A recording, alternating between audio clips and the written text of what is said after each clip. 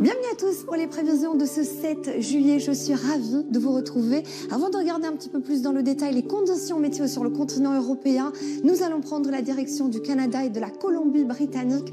Après la canicule exceptionnelle des dernières semaines, eh bien, à présent, ce sont les feux de forêt, malheureusement, qui concernent cette région du monde avec la chaleur, le vent qui est particulièrement puissant et toujours des conditions météo extrêmement sèches. Eh bien, nous avons pas moins de 180 foyers d'incendie qui sont actifs. Les pompiers travaillent d'arrache-pied. On prend la direction du continent européen où là, nous avons une dépression très creuse qui est inhabituelle en cette période de l'année, qui restera présente notamment entre la Manche et l'Écosse, avec pour conséquence encore des vents. Alors, ils seront moins violents que la veille, mais ils restent présents. Ils apportent un ciel changeant sur l'ensemble des îles britanniques avec des averses, par endroits un caractère orageux, des températures bien trop basses pour la saison, un temps plutôt clément sur la Belgique avec toujours un petit peu de fraîcheur, des températures qui sont 2 à 3 degrés en dessous des moyennes de saison. Même tendance, notamment sur la façade ouest de la France. Pas plus de 19 degrés du côté de Biarritz. On devrait en avoir 27, 28 en cette période de l'année.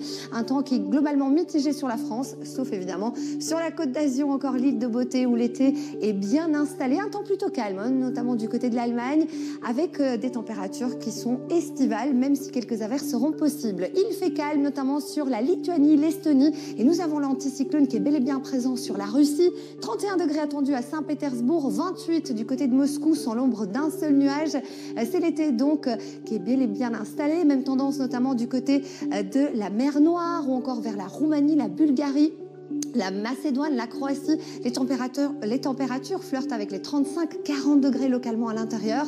Quelques averses orageuses possibles sur le nord de la Turquie. Ailleurs, c'est le soleil qui l'emporte.